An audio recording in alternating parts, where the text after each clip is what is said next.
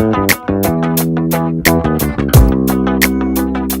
good morning everyone. We're here in Sturgis, South Dakota at the Sturgis RV Park, which is right outside of downtown. It's actually a really nice park. They've got a nice lower level. It's got a couple hundred spots. And then they have 2 tiers of upper level, so if you really want an overhead view to check out the nice little small town of Sturgis, you can park up there. Anyway, we had a dilemma about our bicycles, what to do with our bicycles now that we're in a fifth wheel.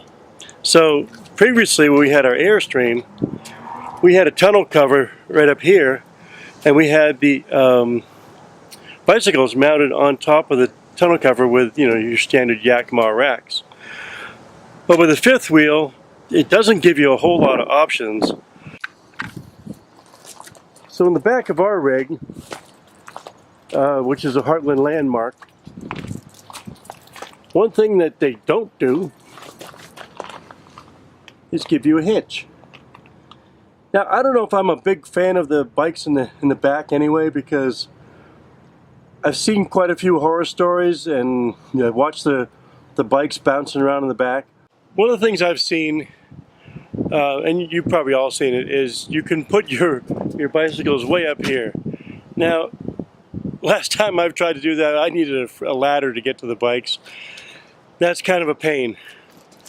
And between here and the nose of the fifth, there's really no room to get some clearance.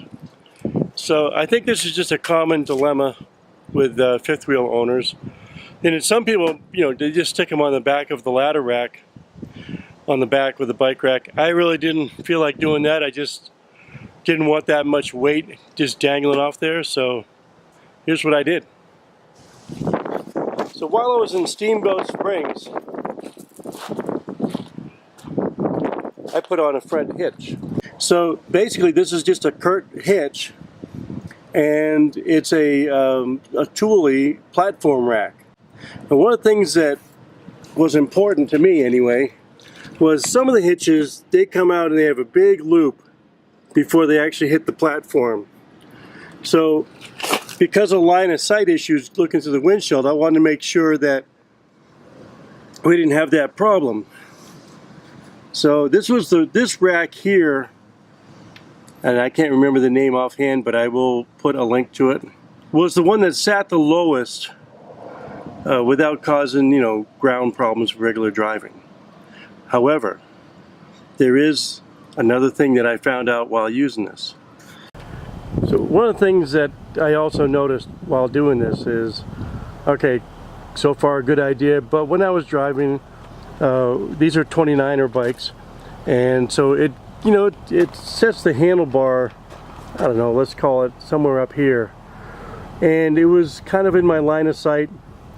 I could still see through it and still do it, but I figured, well, that doesn't really work that well.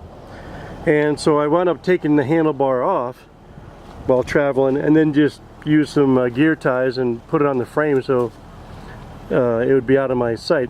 But that's kind of a pain because you gotta mount them back up again, get them all aligned.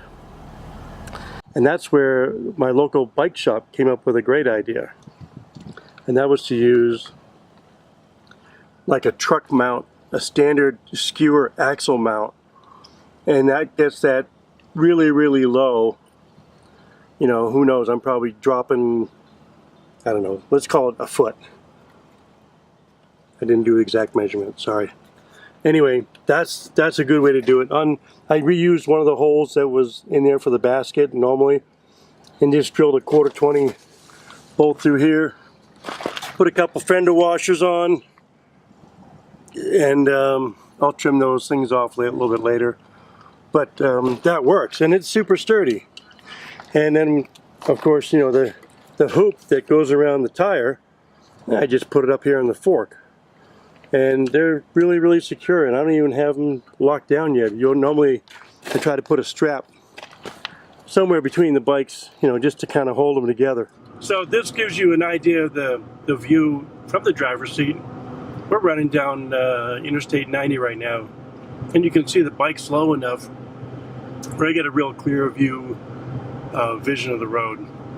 Anyway, I think it's a pretty cool setup. You be the judge. So anyway, if you're looking for another option for your bikes, you know, this is one to think about. I don't know if it's going to work for you, but it worked for us, and I think we're going to continue using it until it decides to fail on us. Right now, so far so good. So happy trails. We'll see you on the road. If you like this video, give us a thumbs up.